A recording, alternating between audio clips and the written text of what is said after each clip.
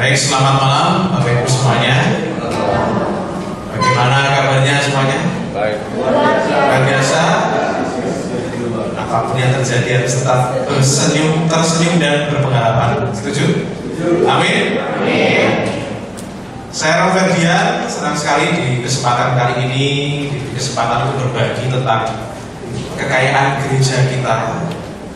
Jadi ini saya bukan hanya sebagai seorang imam, tetapi saya bersyukur sebagai seorang yang dilahirkan ke dunia ini, dibaptis secara Katolik, dimasukkan dalam lingkungan keluarga Allah yang namanya gereja Katolik yang sangat kaya. Dari doanya, dari liturginya, dari sejarahnya. Dan usia gereja Katolik kalau dihitung dari usia Yesus di dunia sampai sekarang 2000 tahun kurang lebih, itu tanda penyertaan Tuhan. Jadi kayak hidup kita yang naik turun di gereja pernah mengalami naik dan turun. Pernah ada yang anggotanya keluar, bikin gereja sendiri, ya akar pun ya terserah namanya pilihan kan masing-masing ya. Tapi ternyata ada yang namanya penyertaan Tuhan, sehingga hidup kita seperti gereja itu terus-menerus sampai hari ini. Dan sebuah harapan kecil dari saya tentang doa ini adalah salah satu kekayaan gereja yang perlu kita ketahui dan praktekkan. Saya Robert Dian, sehari-hari saya tinggal di Jati Jejer di Terawas sana. Kemudian kalau separuh minggu saya ngajar di Fakultas Filsafat di Widya Mandala sini. Sekedar info, kalau di Fakultas Filsafat ini saya tidak membicarakan Tuhan ya. Jadi mengajari mahasiswa para frater itu untuk berpikir dengan menggunakan akal budi. Tetapi pada akhirnya saya tahu filsafat itu akan mentok, dan kita membutuhkan yang namanya iman untuk memahami yang namanya misteri kehidupan ini. Jadi saya ngajar mahasiswa itu sia-sia sebenarnya ya. Karena ya akal budi kita itu mentok, harus ada yang namanya iman. Tapi memang iman perlu kita pertanggungjawabkan dengan belajar, supaya kita tahu tidak boleh beriman secara naif. Pokoknya aku percaya terus. Tapi kita juga harus belajar supaya iman kita itu terbang seperti merpati. Di satu sisi akal kita juga kita pelajari, tapi juga iman kita perdalam. Dan di kesempatan kali ini saya akan membagikan kepada Anda tentang salah satu tradisi doa yang ajaib, yang mistik, yang powerful, namanya doa Malaikat Agung Salom Mikael. Ini pertolongan dari Allah di tengah peperangan rohani. Baik, sebelum masuk ke sini, saya meminta Bapak Ibu coba sebentar saja untuk merenung kalau ada pertanyaan seperti ini tentang doa. Saya yakin Anda sudah mengalami pengalaman doa masing-masing, entah jatuh bangun, mungkin banyak jatuhnya ya. Tapi tolong simbolkan pengalaman doa Bapak Ibu dalam satu simbol tertentu. Misalnya ya, doa itu seperti air. Coba pilih satu objek yang melambangkan pengalaman doa Anda selama ini. Saya beri waktu 30 detik. Nah, ini seperti saya memberi kuis di awal kelas mahasiswa begini ya. Doa itu apa ya? Nanti beberapa orang saya minta untuk cerita singkat saja. Oke, silakan. Doa itu seperti apa?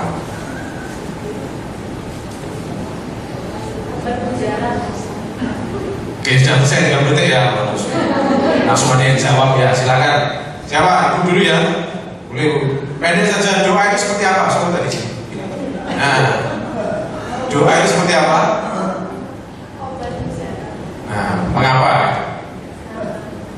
Karena ada kenapanya harusnya.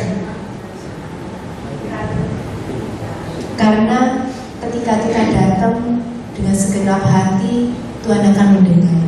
Oke. Lalu kalau obat nanti sembuh ya setelah itu ya? Enggak, tetap harus bertahan. Nah, iya betul. Ada pahitnya ada. Nah itu. Orang cuma ada pahitnya, tapi kalau diminum terus sembuh gitu ya. Oke, terima kasih. Ada lagi? Foto tangan dulu, silakan. Karena dibalik kata obat itu saya yakin ada banyak pengalaman yang menggambarkannya. Boleh satu lagi silakan Pak ya. curahan hati yang terdalam. Curahan hati, wah ini dalam ya. Dalam.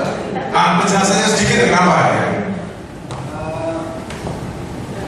Unek-uneknya itu tidak ada dramanya, keluar langsung. Tapi dalam doa, dalam batin, hatinya yang keluar. Oke. Jadi dalam doa ini kita mengungkapkan segala sesuatu kepada Allah gitu ya. Tanpa sandiwara ya, tanpa topeng ya. Oke. Terima kasih teman-teman. Bapak siapa ini? Yanto. Oke.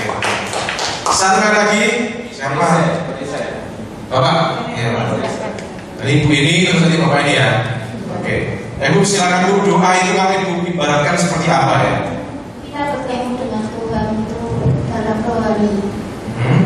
Kalau diibaratkan benda, kira-kira seperti apa? Ya kita membayangkan Tuhan waktu kita berdoa itu kita Tuhan ada di depan kita. Kehadiran yang nyata gitu ya. Oke. Jadi dalam doa ini kita bisa bertatapan langsung dengan Allah gitu ya. Oke. Pertanyaan untuk pengalaman. Oke Pak. Satu lagi. Ya. Doa itu seperti perisai. Seperti perisai. Jadi kalau kita ada masalah, kalau ada serangan betul-betul gitu, kita berdoa seperti tameng gitu ya. Iya. Jadi semuanya bisa dengan tameng itu kita aman gitu Pak ya. Iya. Oke, baik. Terima kasih Pak atas sharingnya. Doa tentang lagi sekarang itu semuanya. Doa seperti perisai, seperti kehadiran Allah secara langsung, obat yang berjarak, tempat berjumpa dengan Tuhan tanpa sandiwara. Banyak kita dapat mengumpamakan, dapat mengibaratkan doa itu. Dan salah satu perumpamaan tentang doa yang dapat kita pelajari diajarkan juga oleh Paus Benediktus. Dari banyak gambaran, Paus ini memilih menggambarkan doa itu seperti sekolah ya, sekolah harapan. Kalau bayangkan di sekolah kita bertemu dengan guru yang mendidik kita, layaknya itu juga bukanlah doa itu. Kita berjumpa dengan Tuhan yang mendidik kita, yang kadang kalau guru yang benar itu kan tidak menghendaki yang buruk pada siswanya ya. Nah Tuhan pun demikian.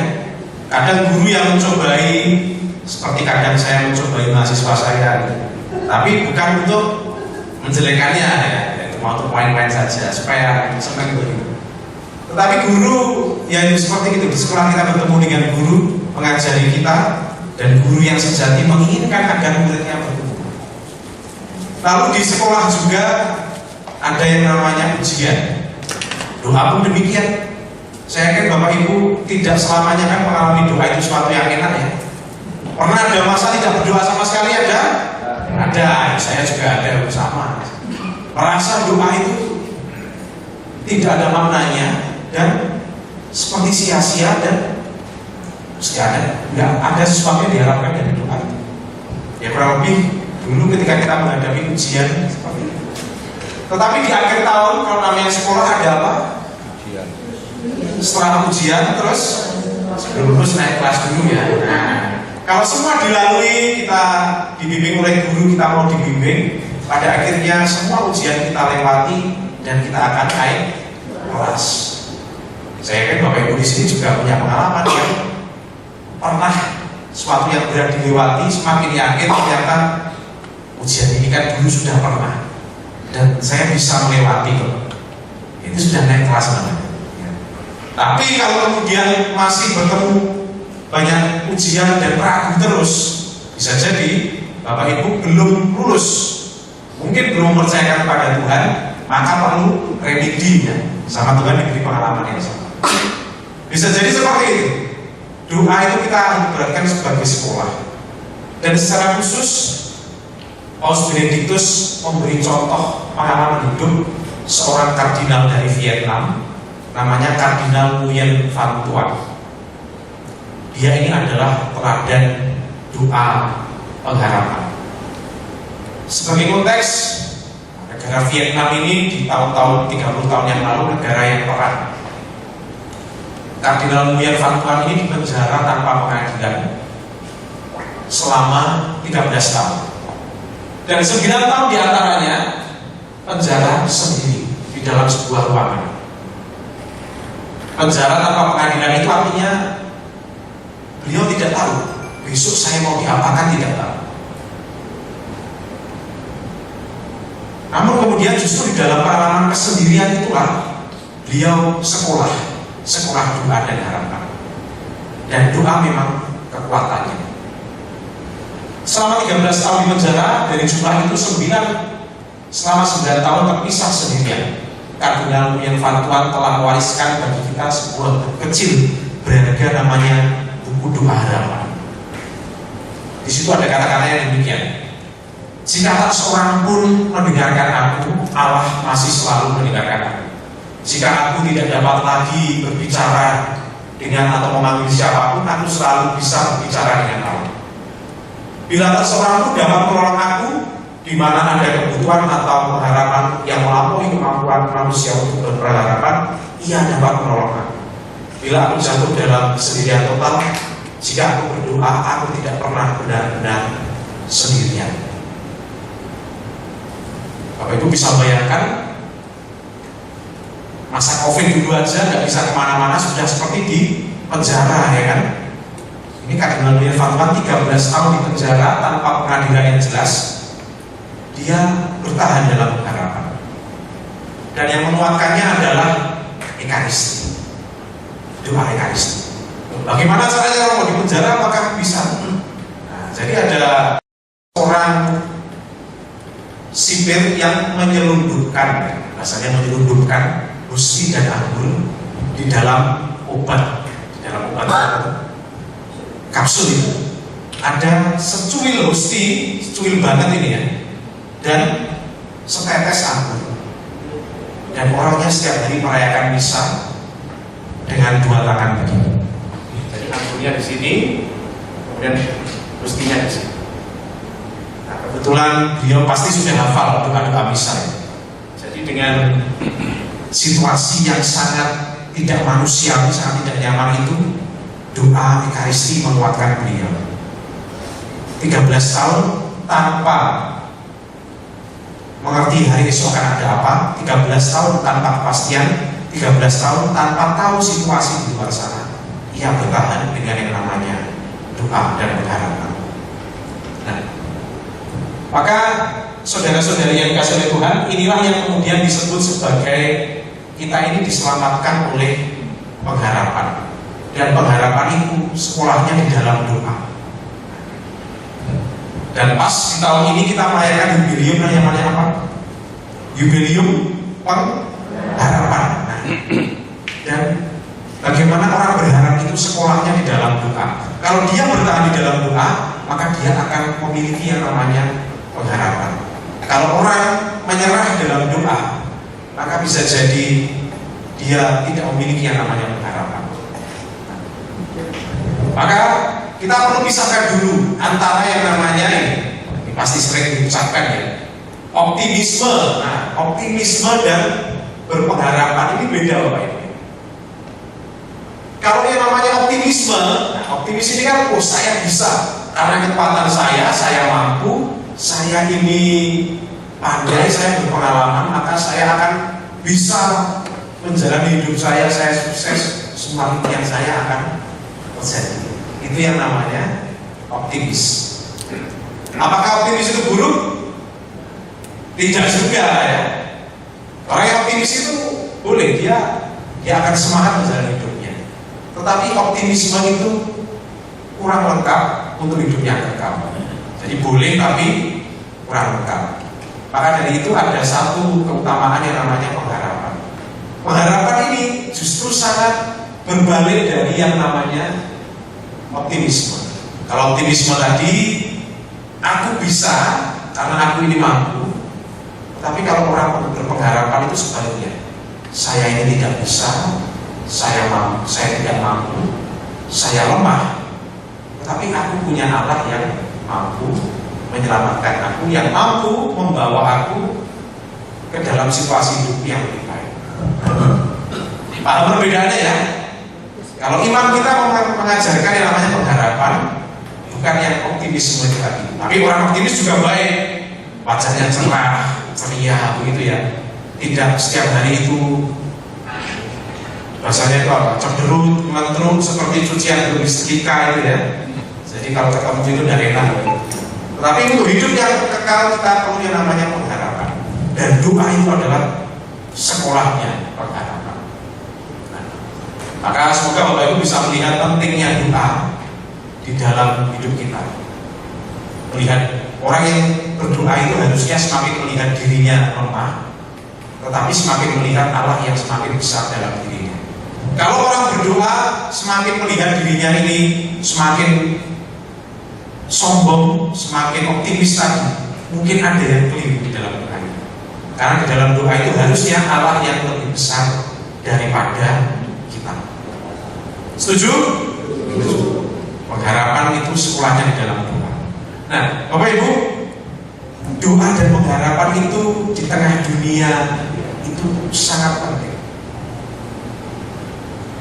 Karena dunia kita ini tidak selalu seperti Taman Eden yang hijau, yang selalu udaranya segar menyejukkan.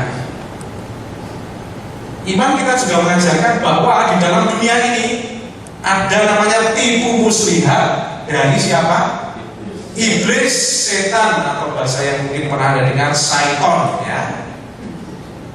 Dunia kita ini, Bapak Ibu, diajarkan oleh Tuhan kita ada peperangan rohani.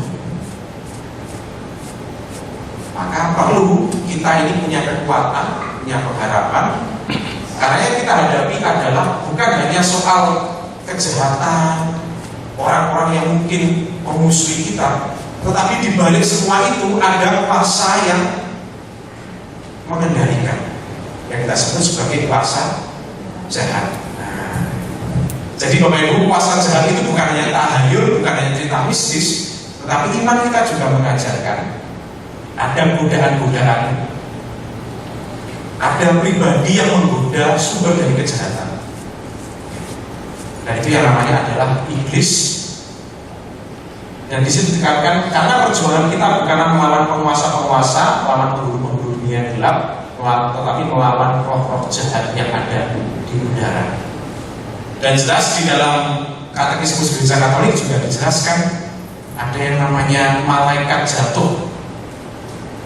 Jadi dia awalnya malaikat, tetapi kemudian karena keinginannya untuk melawan Allah, dia kemudian jatuh dan pada akhirnya berusaha menjauhkan manusia dari Allah melalui godaan, penyesatan, dan tipu muslihat seperti pengalaman Yesus di padang gurun. Ada 3 pencobaannya, ya, siapa yang masih ingat? Yang pertama, mengubah apa menjadi apa? Itu menjadi roti. Mengubah batu, bukan mengubah roti, ya, balik. Mengubah roti menjadi batu buat apa? Buat bangun bangunan. Mengubah batu menjadi roti. Godaan keduniawian, godaan perut, godaan kenyang. Yang kedua apa yang dilakukan oleh setan? Membawa Yesus kemana? Hubungan baik Allah, lalu kemudian Menjatuhkan diri. meminta Yesus, kalau kamu anak Allah, jatuhkanlah dirimu seperti orang main banji jumping itu, ya. Pasti nanti di bawah akan ada malaikat yang apa? Menantangmu. Itu namanya mencobai Allah. Kemudian yang ketiga, Yesus diperlihatkan seluruh kemegahan dunia ini. Kemudian Menyembah. meminta apa supaya kalau mau menyembah aku, semua ini akan diberikan kepada. Kemudian Yesus menolak itu semua karena hanya Allah saja yang patut disembah. Tapi Bapak Ibu, kalau Bapak Ibu baca kelanjutannya, apa yang dilakukan oleh iblis? Menunggu waktu yang tepat untuk mencobai Yesus. Jadi memang Bapak Ibu, di balik dunia ini ada kuasa yang demikian. Ini bukan tahayul. Ini saya bukan sedang mengajarkan yang mengerikan-mengerikan, tapi mengajak Anda untuk ini ajaran gereja kita yang memang mengakui itu ada. Setan itu ada, iblis itu ada. Dan job desk-nya iblis apa? Ya itu, untuk membawa manusia jauh dari Allah. Lewat tipuan, muslihat, godaan. Itu memang job desk-nya setan itu, ya. Nah, itu jadi ada memang ciptaan Setan itu sesuatu yang memang dia dari sononya begitu. Dan kemudian ada sebuah kisah suatu kali Santo Petrus itu dia berjalan-jalan di depan Eden surgawi ketemu dengan setan, pembunuh setan. Pembunuh setan, kenapa kamu dan di dunia kamu mau surga, mau bertobat atau gimana? Dan saya mau melebarkan sayap di sini karena di surga, karena di dunia saya tidak perlu untuk hadir di sana, karena di sana anak buah saya bahkan di sana sudah ada mau, karena manusia melebihi setan. Mohon maaf, sekarang setan dan bala tentaranya itu sudah tidak di sini. Dia kalau ketemu manusia, setan itu salim ya, karena manusia itu lebih, mohon maaf ya, lebih jahat daripada setan. Lucifer salim ketemu manusia. Bagaimana tidak Bapak Ibu? Kalau hati kita masih sering ternyuh gitu ya, melihat berita-berita kok bisa manusia sekejam itu. Setan aja mungkin tidak kepikiran seperti itu, mohon maaf ya. Ini bahasa, ini kiasan apa itu ya? Setan itu, waduh, saya dulu tidak seperti itu diajar oleh guru setan saya.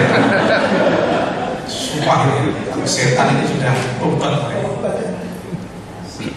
Jadi mohon maaf, setan itu sudah mengkader anggota-anggotanya di dalam diri manusia, dan yang mengkader itu sudah tidak bisa mengendalikan. Dan itulah yang kemudian yang kita sebut sebagai struktur dosa. Jadi kalau bayangkan ya, di dalam sebuah masyarakat atau negara ada, mohon maaf saya sebut korupsi misalkan. Korupsi itu apa bisa sendirian sih? Pasti semuanya kan ikut. Kemudian karena korupsi itu orang-orang kemudian dirugikan. Terus kemudian rakyat miskin, ngurus surat-surat susah. Nah itu namanya struktur dosa. Jadi semuanya kena meskipun tidak terlibat. Dan itu terjadi, dosa itu tercipta karena tipu muslihat godaan setan. Jadi setan itu cukup menghidupkan sudah manusia yang dijalankan.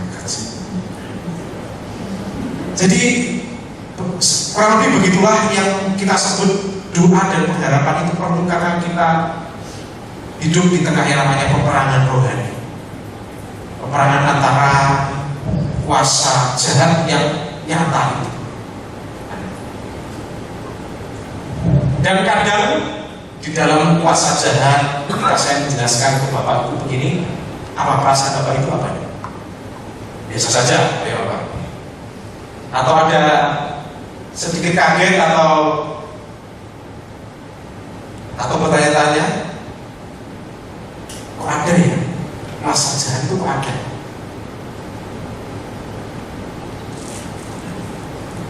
Bapak Ibu, mengapa ada kuasa jahat? Mengapa ada penderitaan? Ajaran gereja kita itu juga mengatakan itu misteri. Bapak Ibu ingat kisah Ayub. Ayub seorang yang baik, dicobai, anaknya mati, keluarganya mati, hewannya mati, semuanya mati. Itu diawali dengan apa? Setan yang meminta izin kepada Allah untuk mencobai Ayub.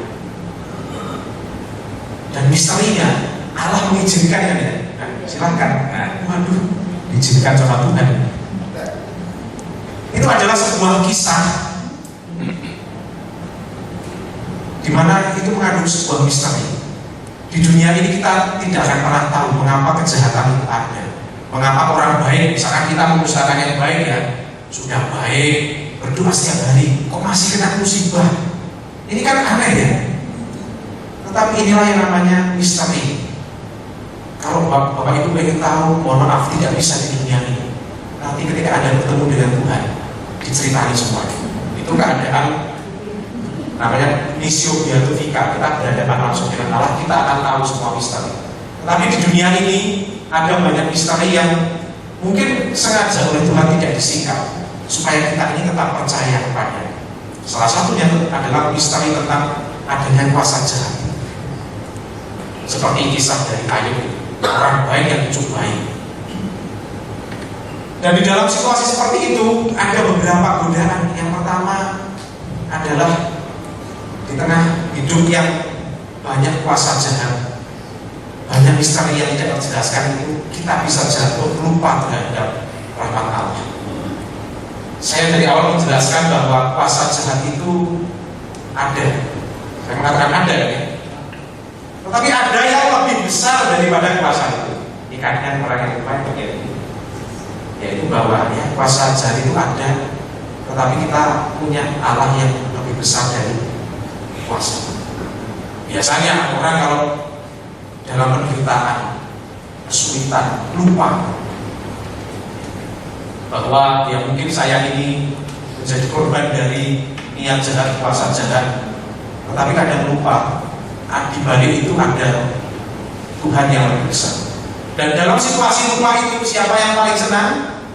Setan. Yes, saya capai target hari ini. Nah ini setan checklist, satu orang sudah saya rekrut ini. Nah ini. Jadi ketika orang lupa, itu kuasa jahat itu bersorak kemudian. Nah, ada satu ayat yang selalu menguatkan saya tulis di sini, yaitu Yesus ketika memberikan kunci kerajaan Allah kepada siapa? Petrus ya, bukan kepada yang lain ya. Petrus jelas ya. Jangan lupa Bapak Ibu yang Katolik, kunci kerajaan Allah itu diberikan kepada Petrus, bukan kepada siapa ini misalkan ya. Nah, bukan yang mendirikan gereja yang lain ya. Dan aku akan menyertai sampai akhir zaman dan gerbang maut tidak akan menghancurkan. Ini adalah sebuah janji yang perlu kita pegang, bahwa sebesar apapun kejahatan yang menimpa kita, nasib buruk yang menimpa kita, tetapi ada janji pengharapan itu tadi. Aku akan menyertaimu sampai akhir zaman. Atau bosok gamanya wis kok, akhir itu kamu sing menang. Mungkin saat ini kamu kalah gitu ya, kamu tidak menemukan jalan, tapi di akhir kamu sudah nunggu di garis finish. Dan disitulah peran doa yang membuat orang tetap kuat sampai garis finish. Tanpa doa sudah selesai semua. Maka kalau tanpa doa, sabda aku menyertai kamu sampai akhir zaman ini hanya akan menjadi hafalan kok. Saya percaya Tuhan, tapi nggak doa, ada berdoa. Nah, maka Bapak Ibu di tengah yang namanya peperangan rohani itu, doa itu sekolah pengharapan yang membawa kita nanti mendapatkan mahkota sampai akhir. Dan jelas di sini kisah Daniel di Perjanjian Lama menunjukkan kepada kita figur malaikat, salah satu malaikat penolong. Ini satu dari 3 perwiranya Tuhan yang namanya Mikael. Mikael ini artinya siapa yang menyerupai Tuhan. Siapa ini bukan tanya, tapi ya inilah yang paling menyerupai Tuhan, ini yang malaikat Mikael ini. Dalam kitab Daniel dijelaskan suatu kali bahwa ia sedang berkuasa untuk bangsanya. Bangsa Israel waktu itu sedang dikuasai oleh Persia, sedang dijajah. Daniel dikirim sebagai nabi untuk mengingatkan bangsanya, tetapi susah bangsa ini. Hingga pada akhirnya suatu kali dia nyepi, dia puasa demi bangsanya sampai 3 minggu, 21 hari. Lalu kemudian setelah itu datanglah malaikat utusan Tuhan datang kepadanya untuk menyampaikan pesan yang harus dia sampaikan kepada bangsa Israel. Namun yang menarik, malaikat itu ternyata apa? Malaikat itu telat. Karena apa? Dalam perjalanannya, ini bukan cerita lucu ya, tapi malaikat itu telat sehingga Daniel harus menunggu 3 minggu itu karena dia dicegat oleh pemimpin-pemimpin bangsa Persia. Pemimpin-pemimpin ini bukan dalam arti manusia, tetapi ini adalah gambaran kuasa yang menghalangi malaikat itu datang. Dan dalam situasi dia dicegat mau dibegal itu, dia diselamatkan oleh yang namanya malaikat agung Mikael. Dia mengatakan, malaikat itu, pemimpin dari kerajaan orang Persia berdiri menghadap aku 21 hari lamanya. Tetapi kemudian Mikael, satu dari pemimpin-pemimpin terkemuka, datang menolong aku, dan aku meninggalkan dia di sana berhadapan dengan raja-raja orang Persia. Jadi malaikat Tuhan itu banyak, tapi hanya 3 yang disebut namanya: Mikael, Gabriel, dan siapa? Rafael. Nah, yang bagian menggempur ini adalah siapa? Mikael ini. Jadi Tuhan itu mengutus banyak malaikat untuk bertemu nabi ini, bertemu nabi ini. Tetapi kemudian ada malaikat yang, kalau malaikat lain diganggu tugasnya, dialah yang kemudian menyelamatkan. Dan ini dikuak nama ini pertama dalam kisah. Dan ini Mikael, satu dari pemimpin yang terkemuka, datang menolong aku, dan aku meninggalkan dia di sana berhadapan dengan raja-raja Persia. Ada beberapa kisah di mana Mikael ini ditunjukkan sebagai bala tentara, termasuk di kitab Wahyu, kitab Apokaliptik itu ya, isinya itu kan gambaran tentang surga, peperangan. Nama Mikael di situ. Dan di sini kita mendapatkan makna seorang yang sedang memperjuangkan imannya dengan doa dan puasa seperti Daniel itu senantiasa disertai oleh Allah. Mikael ini artinya siapa seperti Allah, adalah bentuk pertolongan rohani Allah di tengah peperangan rohani. Kalau Bapak Ibu pernah puasa atau pernah novena untuk sesuatu yang baik, pasti ada godaan. Dan yang paling nyata adalah apa? Males, ngantuk, gitu ya. Kalau Anda sedang punya niat baik seperti Daniel, minta juga kepada malaikat untuk menemani Anda berjaga berdoa. Karena mohon maaf, di dunia yang semakin maju ini banyak sekali godaan Bapak Ibu ya. HP itu adalah sarana kita bekerja, sarana komunikasi. Tapi juga itu adalah apa? Setan lewat situ ya. Wah, harus diakui. Saya juga ini sama juga ya. Gitu ya. Ada orang yang DM, nampaknya kan baik yang menjawab pesan orang itu. Tetapi ya, mohon maaf, setan kan kadang juga berpakaian malaikat. Nah ini ya, setan itu kadang bersembunyi di balik maksud-maksud baik. Kalau kita tidak sering berdoa, kita tidak punya ketajaman batin untuk melihat, oh ini, mohon maaf, ini setan berniat mengganggu saya. Meskipun tampaknya tujuannya baik, yang bisa saya lakukan nanti, besok bisa. Tapi kenapa? Nah, itu adalah setan sedang melakukan job desk-nya, ya, sedang mencoba untuk merekrut manusia. Maka di sini hidup kita meskipun seperti yang disampaikan dalam kesaksian Pak siapa tadi? Maaf Pak keyboardis tadi. Seperti ya, Pak Yusi ya. Biasa bersyukur pada Allah, hidup tenang ya, artinya ya. Tapi di balik ketenangan itu kan ada perang rohani. Ada pilihan hidup sehari-hari itu adalah peperangan. Kita ini mau ikut yang mana sebenarnya? Dan kalau kita tidak mempertajam batin kita melalui doa, bisa kita pokoknya hidup itu mengalir saja.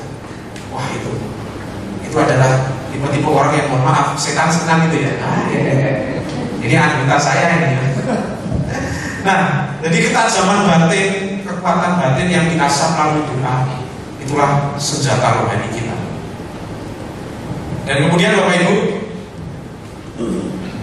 kalau Bapak Ibu sudah tahu rumusan doa 1 Mikael itu tidak jauh sebenarnya. Ini belum begitu lama, tidak ada dalam kitab suci. Tetapi kita perlu yakin bahwa gereja juga mewariskan kepada kita namanya magisterium, itu mengajar kita. Dan salah satu magisterium itu adalah para paus. Pada tahun 1884 Paus Leo ke-13 disahkan setelah misa pagi, orangnya diberi penampakan, diberi vision, yaitu peperangan rohani, obrolan antara setan dan Yesus. Orangnya berdiri kaku di mimbar itu 10 menit dengan wajah yang ketakutan. Sekretaris pribadinya menuliskan soal itu. Setelah 10 menit itu kemudian Paus Leo ke-13 segera kembali ke kamarnya untuk menuliskan doa malaikat Mikael.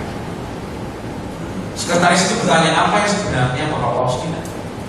Di dalam penampakan 10 murid itu Allah membuka mata Paus Leo ke-13, di mana Yesus ngobrol dengan iblis. Dan iblis ini dalam 100 tahun ke depan, ingat tahunnya 84, ini dia sedang mengumpulkan kekuatannya untuk lebih mengejar dalam menyasar manusia, memberikan tipu muslihat dan ingin menghancurkan. Yang pertama-tama ingin dihancurkan apa? Gereja. Gereja itu apa? Iman. Dan kita tahu paling tidak dalam sejarah dunia 100 tahun setelah tahun 1800 ini isinya apa saja? Perang Dunia I, Perang Dunia II, revolusi seksual. Itu semua terjadi di tahun-tahun setelah penampakan itu. Nah, mungkin Bapak Ibu yang diberi rahmat Tuhan untuk pergi ke Eropa, ke Jerman, ingatan orang-orang begitu mengerikan soal perang. Nah, jadi itu adalah tahun-tahun di mana setelah Paus Leo III ini diberi penampakan. Itu 33 tahun sebelum penampakan terakhir Bunda Maria di Fatima, di mana kan 3 anak itu juga diberi vision tentang gambaran dunia. Ada paus yang ditembak, ternyata terjadi subuhan. Jadi ada yang mengatakan, para teolog itu, Bapak Ibu, kita sekarang ini hidup di zaman akhir. Nah, ini bukan menakut-nakuti lagi ya, jadi takut dianggap wah romo ini dan ini. Di zaman akhir itu artinya bisa jadi manusia sudah semakin jauh dari dasarnya, setan semakin berkuasa. Tapi ingat, seperti yang dikatakan Paulus, ketika aku lemah, maka kuasa Allah itu sempurna. Jadi kita ini hidup di masa yang peperangan rohani ini bukan lagi peperangan yang ada di atas sana, tetapi nampak dalam hidup sehari-hari. Bahkan perang suku sedang terjadi di dalam dunia yang lain. Nah, maka Bapak Ibu, saya ingin mengajak Anda untuk menyadari situasi ini, tetapi di tengah situasi itu kita diberi sarana oleh Tuhan, seorang penolong yang namanya malaikat Mikael yang membantu kita kalau kita memintanya dalam perang rohani. Maka kemudian dituliskanlah doa ini di dalam, awalnya dalam bahasa Latin dan kemudian terjemahkan ini oleh Santo Leo ke-13 tahun 1880. Mari Bapak Ibu kita ajak, kita doakan bersama-sama. Kita doakan secara pelan dulu. Nanti setelah itu coba Bapak Ibu cari kata-kata yang menyentuh ketika Anda mendoakan secara singkat. Mari kita coba doakan.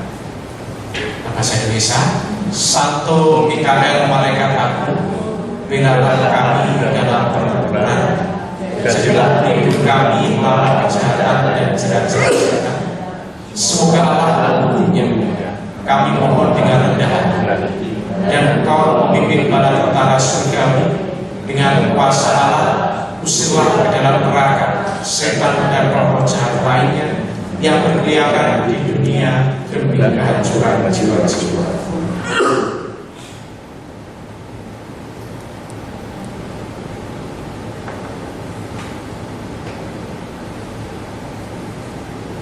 Kalau saya sendiri sekilas dari doa ini, kata pertempuran ini yang bagi saya begitu mendalam ya, bahwa hidup kita ini memang ada di tengah pilihan-pilihan hidup. Kita bertempur memilih mana yang baik. Kita ini mau ikut yang mana, yang baik, yang tampak baik, atau yang di belakangnya. Kalau kita memisahkan yang baik dan buruk, harusnya seseorang yang punya hati nurani bisa lah. Tapi kadang antara yang baik dan di belakangnya ada yang mungkin ini baik tapi untuk kepentinganku, tapi yang baik untuk kepentingan orang lain misalkan. Kita ini berjuang untuk memilih.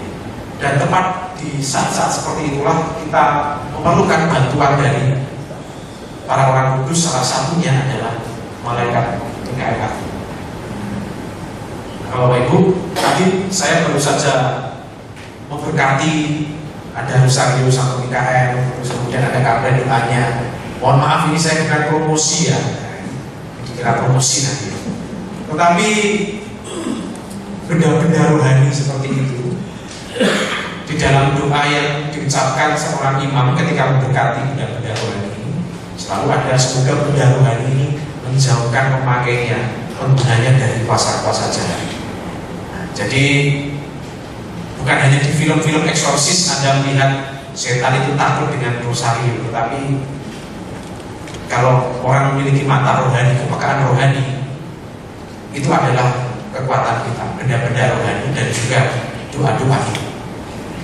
Dan jelas di sini kita mohon pembelaan, mohon kekuatan dari malaikat agung Mikael. Apakah ini karena kuasa jahat? Manipulasi ya? Ya, Bapak Ibu, doa ini baik kalau dihafalkan. Saya begitu rutin mendoakan doa ini ketika masih seminari menengah di Garut. Karena waktu itu sedang membaca doa-doa, terus doa ini kok keren ya, pertempuran ya. Tetapi yang saya lakukan ya jauh setelah itu, pertempuran yang saya alami ketika itu bukan soal pertempuran yang pilihan-pilihan yang besar, tapi di pertempuran batin seorang yang hidup di seminari waktu itu. Antara ini saya mau lanjut atau tidak. Saya tidak lanjut itu pikirannya juga baik ya, wah misalkan saya kuliah begitu nanti saya akan menjadi seorang yang hebat, membantu orang tua, mengubah negeri ini lebih baik misalkan ya. Oh itu kan baik-baik semuanya ya. Tetapi kemudian selalu romo saya, ketika kamu punya banyak keinginan, jangan dengarkan keinginan, tapi dengarkan suara Tuhan. Dan supaya kamu lebih jernih mendengarkan suara Tuhan, doakan doa ini. Kalau mau membimbing saya memberikan. Jadi selama 3 tahun saya berusaha mendoakan doa ini, dulu sampai hafal bahasa Latinnya. Dan saya meyakini bahwa perjalanan panggilan saya, pilihan saya sampai hari ini sudah terberkati karena ketekunan doa malaikat Mikael di seminari Garut. Disitulah saya dari kesaksian ini saya mendorong Bapak Ibu semuanya, kalau Anda punya niat baik, kalau Anda punya sesuatu yang Anda perjuangkan, jangan lupa minta bantuan. Karena kita sendiri ini mudah jatuh dan tersungkur. Dan kadang kalau sudah tersungkur, bangkitnya susah ya. Maka kita minta bantuan malaikat Mikael. Nah, maka nanti silakan di akhir nanti coba kita doakan ini juga. Kita mohon penyelenggaraan Tuhan, pertolongan melalui malaikat agung Mikael di tengah pertempuran rohani. Lalu kemudian hal yang praktis. Kalau saya sudah hafal, bagaimana saya mau mendoakannya setiap hari seperti apa?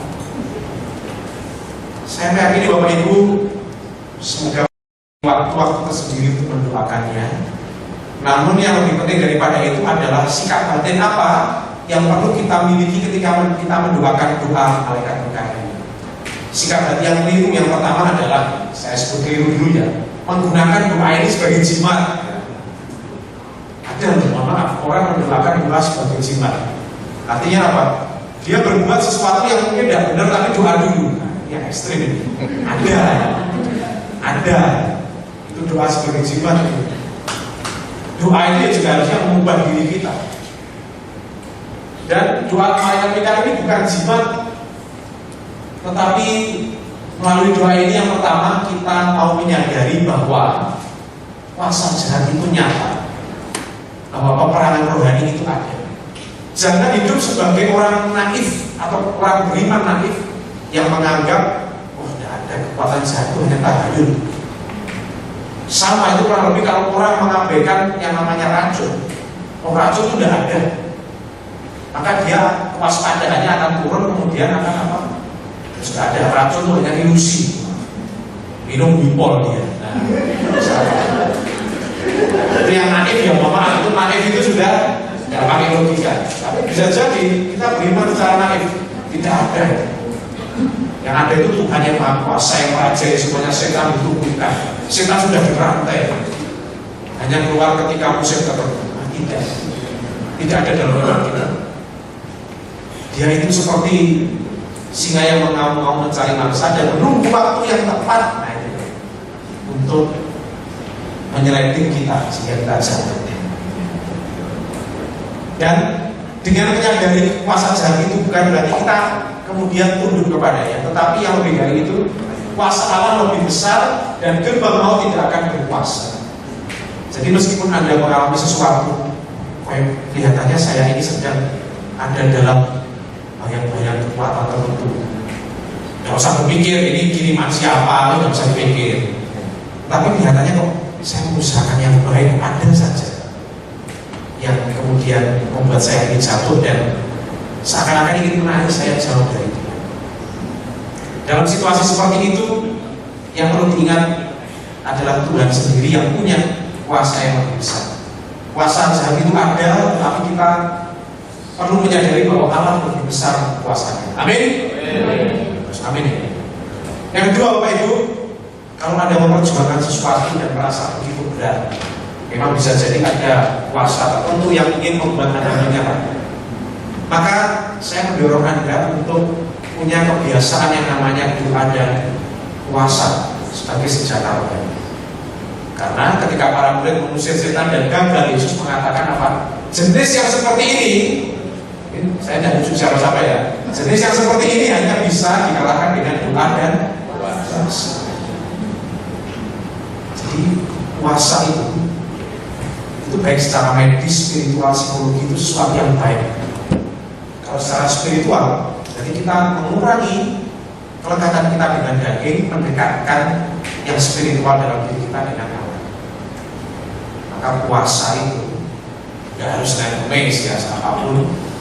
Dan puasa itu tidak hanya soal makan, apapun yang diniati itu tidak dilakukan demi tujuan untuk mengekang kedaginganku, supaya rohku ini lebih bisa keluar, rohku bisa berjumpa dengan Allah. Nah, jadi doa dan puasa ini adalah senjata rohani kita yang kemudian akan semakin lengkap kalau kita juga mendoakan doa malaikat Gabriel, malaikat Mikael. Peperangan rohani itu terjadi setiap saat, maka kita perlu selalu berjaga-jaga. Dan ketika Anda spiritual, yang spirit di dalam diri lebih kuat, disitulah kemudian jalan-jalan akan terbuka. Yang ketiga, Bapak Ibu, sakramen-sakramen itu ini adalah tanda kehadiran dan kekuatan Allah. Secara khusus saya di sini menyebut yang namanya sakramen tobat. Itu lebih kuat kuasanya dari, mohon maaf kalau Anda tahu yang namanya eksorsis ya. Eksorsis itu hanya tingkatannya sakramentali di bawah sakramen. Bahkan namanya ada Patri Amorf, seorang eksorsis Vatikan mengatakan, kalau kamu pengakuan dosa rutin, itu setan sudah tidak ada untuk kamu. Itu pengakuan seorang eksorsis resmi Vatikan. Masalahnya kita ini kan, aduh jarang ya. Mungkin nggak ada di sini Bapak Ibu, mungkin rutin ya. Tetapi kan logikanya begini, kita ini berdosa, kita berdosa kapan sih? Rutin, mohon maaf ya. Setiap hari ya. Ya entah dosa kecil atau besar. Tapi pengakuan dosa, gereja itu murah hati ya. Gereja itu pengakuan dosa minimal berapa? 1 tahun sekali bahkan. Wah, gereja itu murah hati sekali ya. Padahal kita ini dosanya ya setiap hari lah ya. Makanya ketika saya ngobrol dengan orang, kalau saya terakhir doa pengakuan dosa Paskah. Si Paskah tahun berapa ini? Paskah tahun 2020 nanti kan. Jadi artinya jauhnya kita dari sakramen itu bisa jadi karena kita dalam ya tipu muslihat juga. Sudah nanti saja lah, dosa saya belum, saldonya masih ada limitnya. Nanti saja. Nah, gitu. Wah itu setan boleh. Satu setan target saya hari ini, target saya masuk orang jadi tidak ke pengakuan dosa. Maka sakramen tobat itu saya dorong kepada Anda ketika peperangan rohani. Sakramen tobat itu kan memulihkan relasi kita dengan Allah. Kita semakin bergandengan dengan Allah. Dan setan itu kalau orang sudah gandengan dengan Allah, ya dia tidak bisa menyentuh mendekati lagi. Dan sebagai informasi Bapak Ibu, setan itu luar biasa muslihatnya. Dia bisa tahu segala hal. Dia bisa tahu keinginan hati manusia. Dia bisa menjadi apapun, menawarkan apapun. Tetapi hanya satu hal yang tidak bisa dilakukan oleh setan.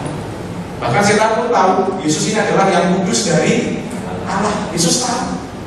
Orang belum mengakui Yesus itu anak Allah itu ya. Setan sudah spoiler, ada yang film hanya satu yang tidak bisa dilakukan setan. Apa yang ada? Bertobat, akal-akalan bisa ya.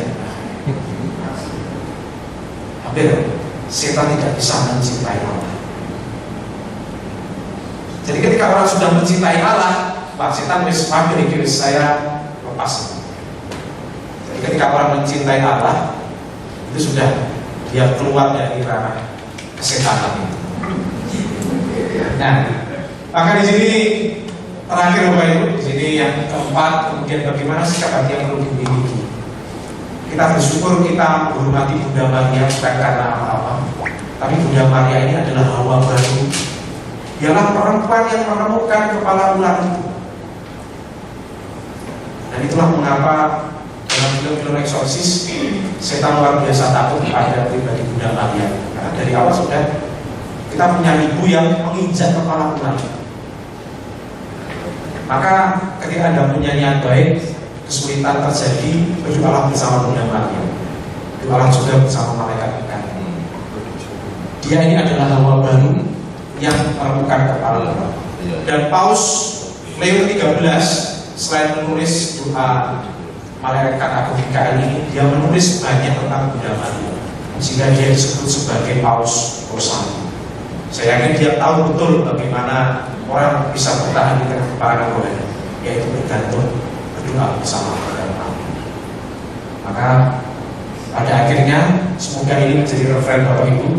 Santo Mikael Malaikat Agung, biarlah kami pada kemuliaan kepada Bapa dan Putra dan Roh Kudus. Seperti pada dahulu, sekarang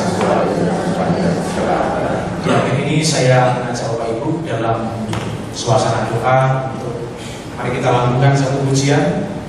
Kita lihat betapa besar rencana Tuhan kepada kita yang sungguh indah itu. Bahkan di tengah pertempuran rohani dia tidak meninggalkan kita. Kita nyanyikan satu buah pujian.